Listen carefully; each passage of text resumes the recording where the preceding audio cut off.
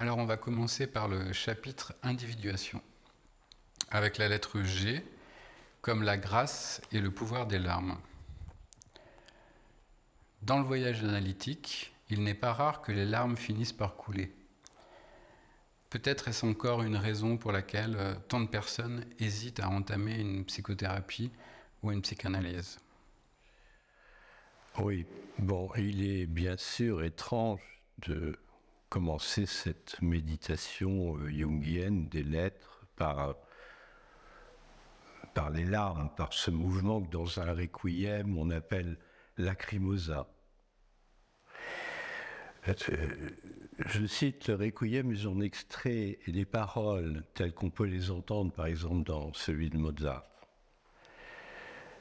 Lacrimosa, renaît de ses cendres, être jugé, Dieu l'épargne donc. Donc les larmes qui coulent éventuellement dans le voyage analytique, elles correspondent à une prise de conscience, elles correspondent à un état des lieux, elles correspondent à quelque chose qu'on avait enfoui qui surgit. Et elles apportent le salut, elles peuvent apporter le salut. Voilà, le salut, c'est-à-dire la guérison. Bon, l'objectif d'une psychologie analytique, c'est pas de fondre en larmes, mais lorsque les larmes surviennent, elles peuvent effacer, surpasser nos résistances et nous rendre humbles, ce qui est une qualité fondamentale pour quiconque s'engage dans un travail de connaissance de soi et pour quiconque court le risque de dialoguer avec quelqu'un, de se confesser à quelqu'un, de partager avec quelqu'un tout ce qui doit être partagé. Commencer cette méditation par les larmes et la grâce, les deux peuvent aller ensemble. La grâce, c'est un vocabulaire spirituel classique. La grâce, c'est ce qui nous illumine, c'est ce qui nous allège, c'est ce qui nous donne de la force quand on n'en avait plus. C'est un don qui nous est fait, ça vient d'ailleurs. Bon, ça vient d'ailleurs aussi parce que on accepte de se tourner vers elle. Commencer par les larmes, c'est assez normal, si je puis dire, quand on parle du livre rouge, parce que le livre rouge a été écrit à un moment où les larmes coulaient abondamment et où elles allaient couler abondamment. Le XXe siècle, c'est le siècle de blood, sweat and tears, pour reprendre l'expression de Churchill. Bon, il l'a employé, c'est ce qu'il promettait aux Anglais lors de la Deuxième Guerre mondiale, mais déjà la première, c'était blood, sweat and tears. Les gens qui se sont fait trouer la peau, les deux peuples qui se sont dressés l'un contre l'autre ont créé beaucoup de larmes. Et le livre rouge, il est écrit au moment où la Grande Guerre, celle qu'on appelle la Grande Guerre, va se déclarer.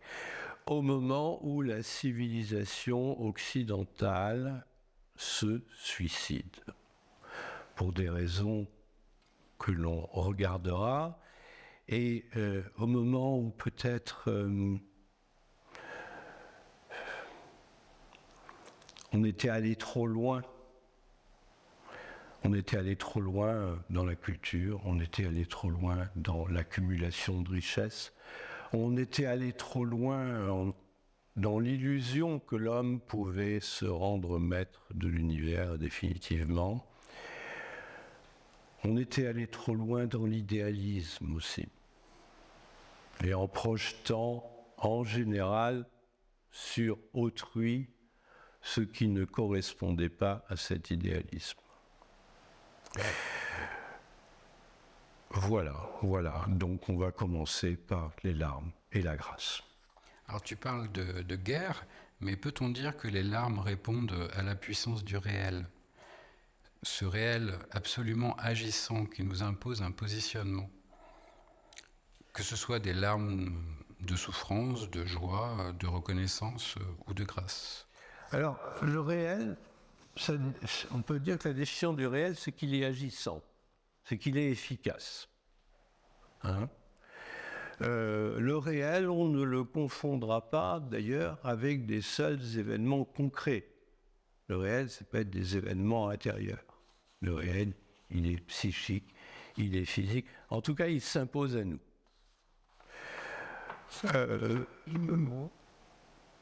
C'est vrai que les larmes sont un signe d'élargissement.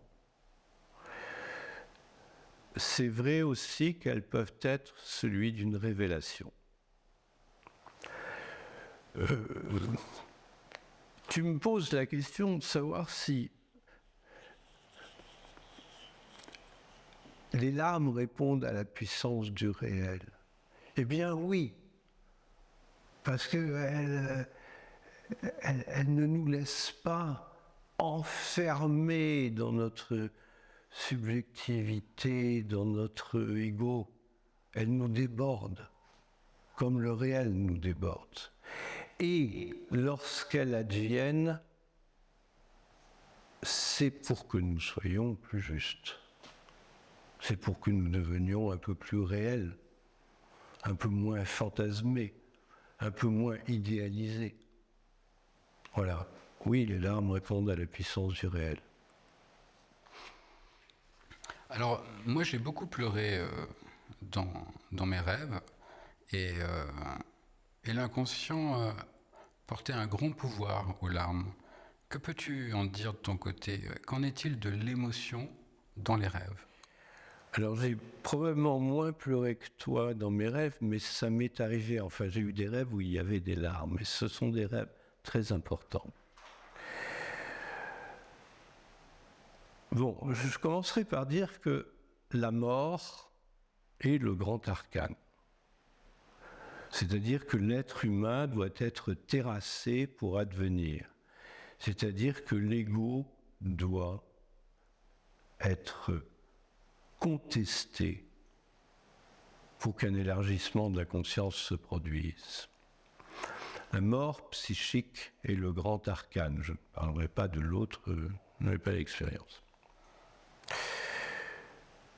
Les larmes qui adviennent dans les rêves sont souvent décisives. Elles nous lavent, celles des rêves, encore plus que celles de la réalité. Elles nous lavent, et je crois encore plus que celles de la réalité, elles nous apportent le salut. Des larmes de révélation. Ce sont des armes de révélation. On pourrait parler de don des larmes. Et là, on rejoint la grâce. Voilà. C'est une grâce de fondre en larmes dans les rêves. Ça veut dire qu'il y a quelque chose qui s'ouvre. Voilà. Ça veut dire que des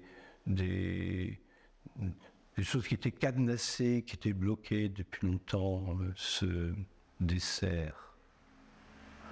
Ça veut dire aussi que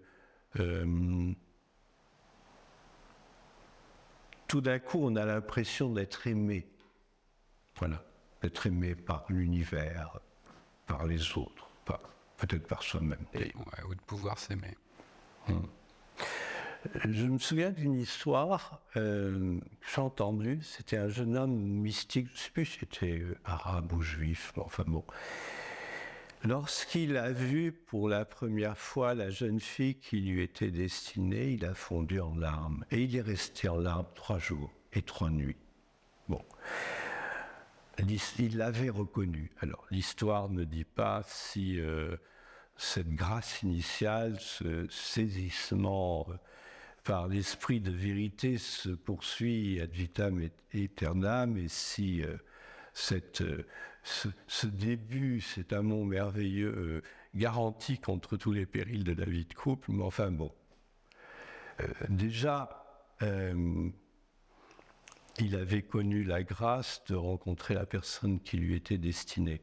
Voilà.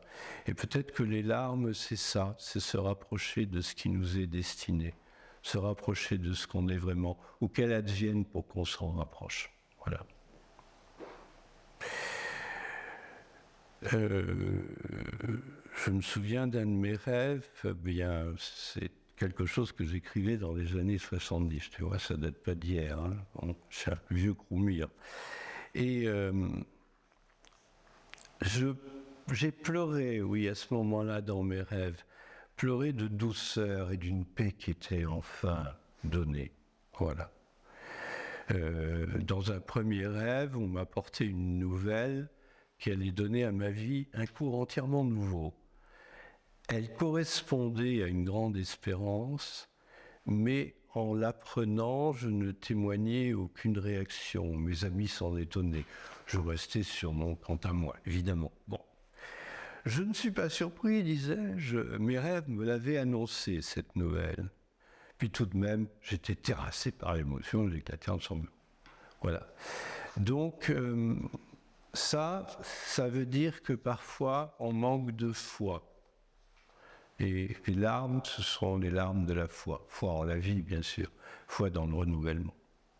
Voilà. On manque trop souvent de cette foi-là. Les larmes dans les rêves témoignent d'une ouverture qui se produit en nous, qui se force en nous.